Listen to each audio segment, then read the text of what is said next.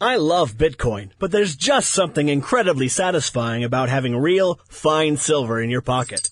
That's why commodity discs are so neat. They're 1-ounce rounds of fine silver with a QR code on the back. Just grab your smartphone's QR reader, scan the coin, and you'll instantly get the silver spot price in Federal Reserve notes and Bitcoin. And if you donate $100 to the Scott Horton Show, he'll send you one. Learn more at facebook.com/commoditydiscs. commoditydiscs.com. All right, y'all. Welcome back to the show. I'm Scott Horton. It's my show, Scott Horton Show. First guest today is Kelley Vlahos from the American Conservative magazine. Her latest is called No More Tweets from Tahrir Square. Welcome back. How are you doing? Thanks, Scott. Thanks for having me. Good to talk to you again. And great piece here. I'm glad that you're keeping this thing in the news because doesn't get too much coverage. So the only problem is we can't really begin the interview where you begin your article because we need kind of a rundown how we got here, a map. You are here, and this is how it came to be. So we used to have this American-backed sock puppet military dictator named President Hosni Mubarak, and then somehow now we got this guy, Field Marshal Fattah al-Sisi. Can you explain how we got from there to here? Well, as you can remember, and your audience will too, there was a massive uprising that we call now the Arab Spring. That was in concert with the revolution in Tunisia as well, but it was part of this massive roiling revolution throughout the Middle East of people, a democracy movement against dictators that the U.S. had backed for decades, including, as you mentioned, Hosni Mubarak in Egypt. There was a fantastic democracy movement. We remember the pictures from Tahrir Square. The movement included both secular protesters and campaigners as well as Islamists. What happened, there was an overthrow of Mubarak. It's a great victory for the democracy movement. The Islamist group, the Muslim Brotherhood, managed to win the election that was the revolution paved the way for, and President Morsi took power. Unfortunately, he did not wield that power with the democracy that the protesters had fought and bled for. So he had made the mistake of instituting a number of new laws that favored the Islamist Brotherhood, including anti-blasphemy laws that look no different than, say, the oppressive draconian measures that Mubarak had enforced over the years that basically had repressed free thought and political will. So there was another mini revolution, this time assisted by the military, that overthrew Morsi, and that is where we come to the present time, where we have President el-Sisi, former General el-Sisi, who basically took power and then held a quote-unquote democratic election in 2013. And what happened was he was elected, and we are now seeing, again, almost the identical measures and oppression that we had seen under Mubarak. So basically you have a military rule there under the guise of a democratic environment there. Mm-hmm. Well, it's the same thing under Mubarak, right, where he didn't wear olive green. He wore a suit and a tie and called himself president, but he was nothing but General Mubarak that whole time, and same thing here, right?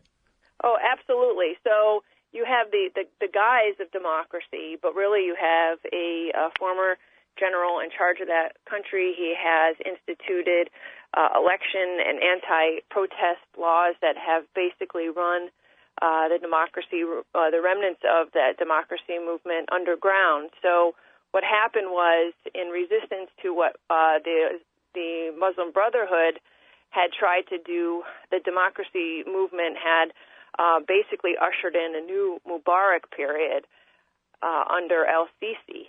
And I had, for the story, had interviewed some campaigners who are attempting to keep the flame alive in terms of a political secular movement there in Egypt, but they find that they have basically had to have gone underground because he has put some 20,000 people in prison, political prisoners, since Morsi's ouster. Morsi is in jail, has a death sentence hanging over his head. The Muslim Brotherhood has been since run out of Egypt, which has created a whole the circumstances for a whole new militancy and insurgency in Egypt right now. So you have a lot of unrest, whether it be the oppression of democracy movements or the inflamed insurgency of Islamist insurgency, whether it be in Cairo or on the Sinai, which there was already unrest there, but the circumstances under El-Sisi have only exacerbated the troubles there. So El-Sisi has reacted not as somebody who might be reflective and progressive, but has basically used these circumstances to issue new anti-terrorism laws, which basically calls anyone who has any beef with the state a terrorist. And there obviously are there's true terrorism going on there, but the protesters and people who have questioned the state have also been lumped into that. So you have a situation where like one activist had compared to 1984, where they feel they're being watched all the time, that they're including their thoughts, their writing, and they have had to operate in the shadows. And it hasn't been this bad since Mubarak, or maybe even way before Mubarak, because there is a real fear on the streets now that you can't speak out. During the election of El-Sisi, for example, they actually threatened, El-Sisi's government or his people had actually threatened people if they didn't go to the polls and vote, that they would be somehow considered suspicious by the state. So people were threatened to vote, but they were also threatened if they had tried to launch their own political ambitions or had spoken out against his candidacy.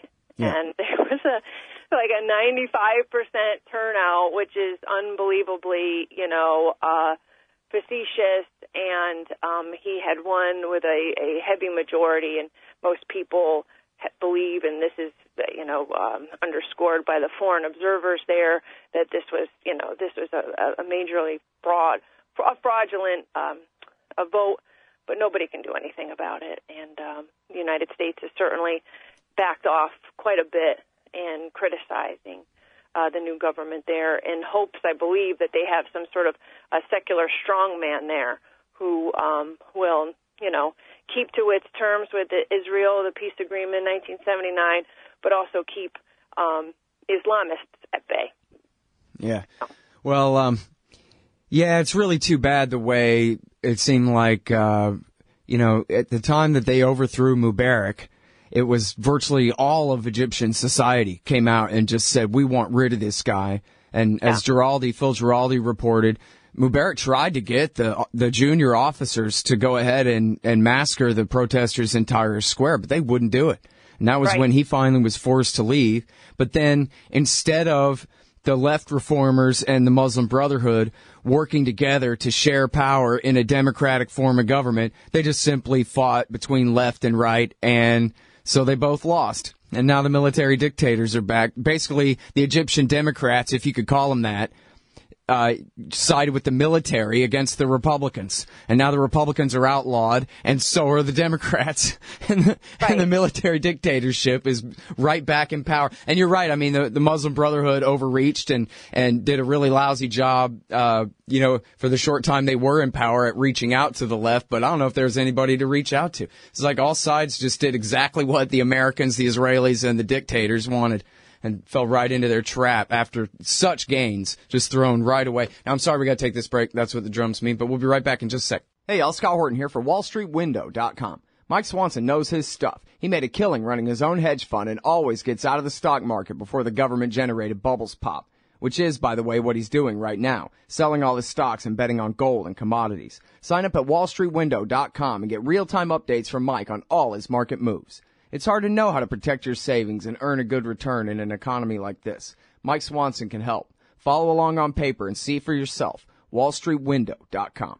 Hey, Scott Horton here for MPV Engineering. This isn't for all of you, but for high-end contractors specializing in industrial construction and end users who own and operate industrial equipment. MPV offers licensed professional consulting on chemical and mechanical engineering for your projects. Tanks, pressure vessels, piping, heat exchangers, HVAC equipment, chemical reactors for oil companies or manufacturing facilities, as well as project management support and troubleshooting for those implementing designs.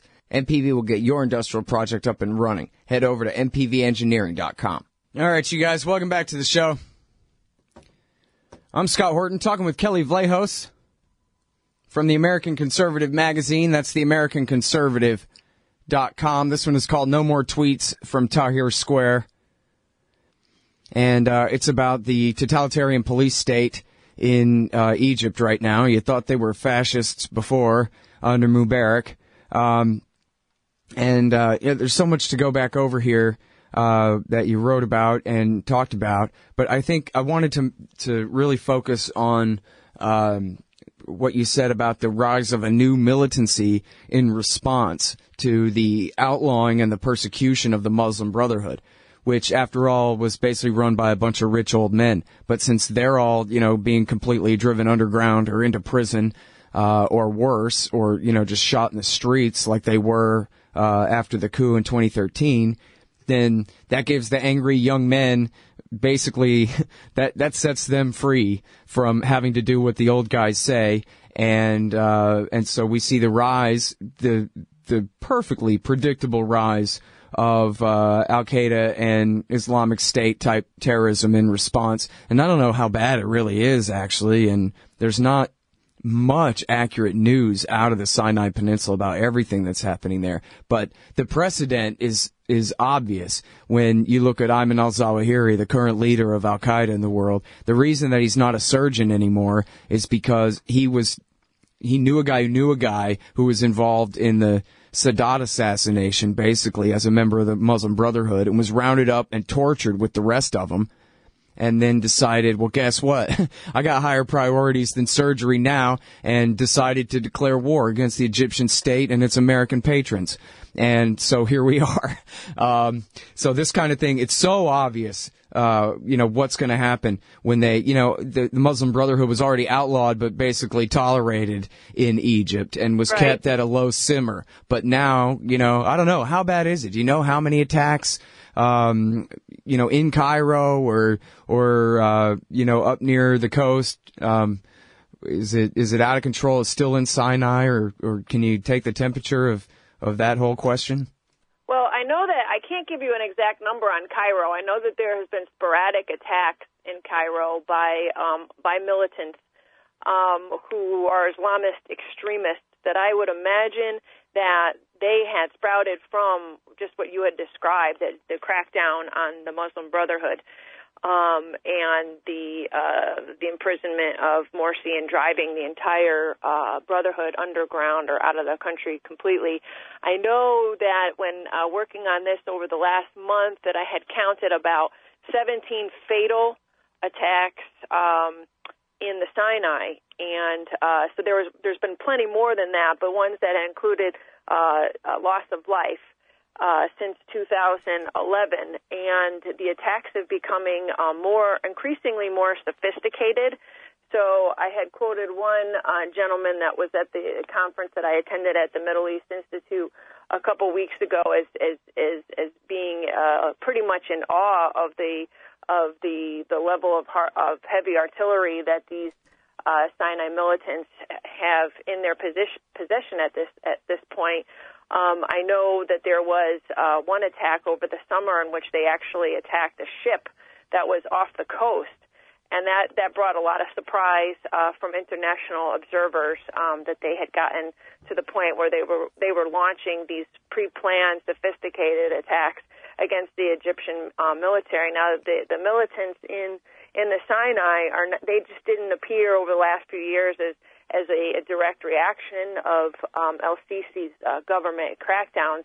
They had actually been pretty active all along since the 1979 agreement. There, these are Bedouin and nomadic, and the indigenous people there have been pretty restive. It's just that after the 2011 revolution, they had become more emboldened, and then more so after Morsi and the Brotherhood were driven out. So they've become more, I would say, organized, and there has been this element of an outreach, or at least an identification with the al-Qaeda element, and leading to actually the allegiance that was supposedly or reportedly pledged to ISIS more recently. So it's taken on more of a cross-border complexion. So you have there's been, news of foreign fighters coming in as well. So it's expanded from the original, I guess, the original insurgency or rebellion to one that has been more Islamist, more has incorporated this sort of more of a global insurgency that we're seeing in other parts of the Middle East. So that really has el-Sisi pretty scared. It's just that he, like I point out in my article, is not taking, and probably wouldn't expect him to acknowledge that a lot of this is a result from his own crackdowns. Mm-hmm. So I personally, have talked to people who are a little bit more knowledgeable about what's going on the ground there. We do have a multinational force there. They're not there to help el-Sisi against this insurgency. They're there to as a part of the 1979 agreement. So there's this very tiny force of which the Americans are a majority of, that are sitting out there like sitting ducks, and they're starting to get more heavy equipment and intelligence out there because they've been attacked as well. Right. So the international troops that are there are getting attacked by these militants, which wasn't happening before either. Yeah, I think everybody had forgotten that there were American GIs in the Sinai Peninsula. Wait, right. They got attacked by who? What? Oops. Right. So there's this sense that things are getting much worse out there, rather than better, and and it's being attributed to what's going on in Cairo as well. So I think the best way to compare what's going on in Cairo is and of course, this comparison line can go so far, but in the United States after 9/11, there was this massive security state had been brought to bear, in order to protect us. So all of these new laws that affected citizens were justified by the Bush administration and the majority in Congress, saying that we have to pass these laws to protect the citizenry, and it was all done in the name of national security and anti-terrorism. I mean, yep. Talked about that many times. Well, here you have el-Sisi taking that, that theme or that justification to a whole new level, where he actually has 20,000 political prisoners, many of whom have been given death sentences for things as little as a Facebook post or blogs, or having the audacity of going out and protesting. So, but he is using the protection, of his people as a justification for cracking down on genuine democracy movements there. That's what he has used. And so you can go and maybe go into different neighborhoods in Egypt, and they say, well, we're happy because we're being protected. We feel safe now. But then, you talk to the activists, you talk to the people who had so much hope for bringing a whole new era to Egypt, and they say, he's just using this to crack down on us, and we can't do anything about it. It's like the minute they pop out, they could be jailed within seconds. Yeah. So it's a scary time there, and I think that on the most part, the international, community has largely ignored what's going on in Egypt, and And that's, in part, I blame the United States and the West because, if anything, that they, and we've seen this many times before, they don't talk the talk when it comes to democracy. And so by releasing the $1.3 billion in military aid back, and that's annual, that's not just one lump sum, the annual $1.3 billion in military aid to El-Sisi's government, that is a tacit acknowledgement and, acquiescence to his behavior. I don't care what the State Department says. If he's receiving all that weaponry and military equipment, that's basically giving him permission to do what he's doing to his people. Yeah. And Kerry said it's the restoration of democracy, meaning, great, now a loyal sock puppet of America is back in power, and whoever doesn't like it can die, or maybe get tortured in prison and then die. Right. That's the American way. All right, well, thanks very much. I appreciate it. Thank you, Scott. All right, so that is the great Kelley Vlahos. She's at theamericanconservative.com. No more tweets from Tahrir Square. So you're a libertarian, and you don't believe the propaganda about government awesomeness you were subjected to in 4th grade. You want real history and economics.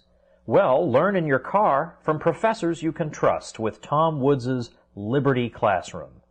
And if you join through the Liberty Classroom link at scotthorton.org, we'll make a donation to support The Scott Horton Show. Liberty Classroom, the history and economics they didn't teach you. Hey, Al, Scott Horton here. It's always safe to say that one should keep at least some of your savings in precious metals as a hedge against inflation. And if this economy ever does heat back up and the banks start expanding credit, rising prices could make metals a very profitable bet. Since 1977, Robertson Roberts Brokerage Inc. has been helping people buy and sell gold, silver, platinum, and palladium, and they do it well. They're fast, reliable, and trusted for more than 35 years. And they take Bitcoin. Call Robertson Roberts at 1-800-874-9760 or stop by rrbi.co. You hate government, one of them libertarian types, or maybe you just can't stand the president, gun grabbers, or warmongers. Me too. That's why I invented LibertyStickers.com. Well, Rick owns it now, and I didn't make up all of them, but still, if you're driving around and want to tell everyone else how wrong their politics are, there's only one place to go. LibertyStickers.com has got your bumper covered. Left, right, libertarian, empire, police, state, founders quote, central banking. Yes, bumper stickers about central banking. Lots of them. And, well, everything that matters. LibertyStickers.com. Everyone else's stickers suck.